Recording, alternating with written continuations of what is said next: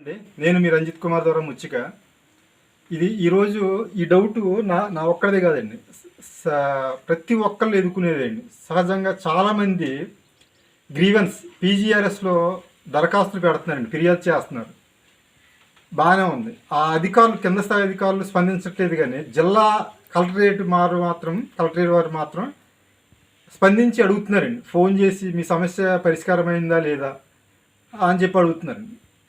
చాలామందికి ఇది ఎదుర్కొంటున్నారండి, సమస్యలు పరిష్కారం అవ్వట్లేదు. ఇది ఒక విధంగా మంచిదే అండి. కలెక్టరేట్ల నుంచి ఇలా ఫోన్ వచ్చి మన ఫిర్యాదు గురించి అడగడం చాలా మంచి పరిణామం అండి. కానీ అక్కడతో అది ఆగిపోతుందండి. ఇప్పుడు నేను అనేది ఏంటంటే, ఇప్పుడు నాకే చాలాసార్లు కలెక్టరేట్ నుంచి ఫోన్లు వచ్చినాయండి. చెప్తున్నాం సమస్య పరిష్కారం లేదండి, ఫిర్యాదు పరిష్కారం లేదు, ఇలాగ ఉంది, ఇలా తప్పుడు సమాచారం ఇస్తానని చెప్తున్నాం. కానీ కలెక్టరేట్లో మాత్రం మేము చూస్తున్నాం అంటున్నారు, మళ్ళీ అది మావాలి. అలాగే ఒకసారి కాదు, 2 సార్లు కాదు, చాలాసార్లు ఫోన్లు వచ్చినాయి. చాలామంది కూడా నాతో చెప్పారండి, షేర్ చేసుకున్నాను నాతో. ఈ వీడియో ద్వారా నేను చెప్పేది ఏంటంటే, కలెక్టరేట్ వరకు వెళ్ళిన తర్వాత కూడా అది సమస్య పరిష్కారం అవ్వట్లేదంటే ఇంకా ఎవరు ఏం చేయలేరండి.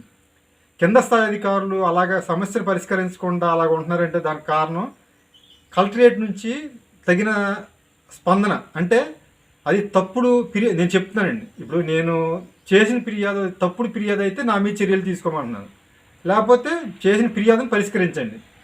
అలాగే చాలా రాష్ట్ర వ్యాప్తంగా చాలా సమస్యలు అలాగే పరిష్కారం కాకుండా ఆవిష్కృతంగా ఉన్నాయి.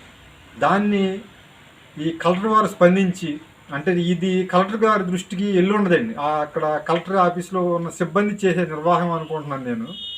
కలెక్టర్ గారు స్పందించి కింది స్థాయి అధికారులు ఎవరైతే ఫిర్యాదుని పరిష్కరించకుండా తాత్సారం చేస్తారో అటువంటి అధికారులపై తగు చర్యలు తీసుకోవాలని కోరుకుంటూ ఈ వీడియో చేస్తాను. నమస్కారం.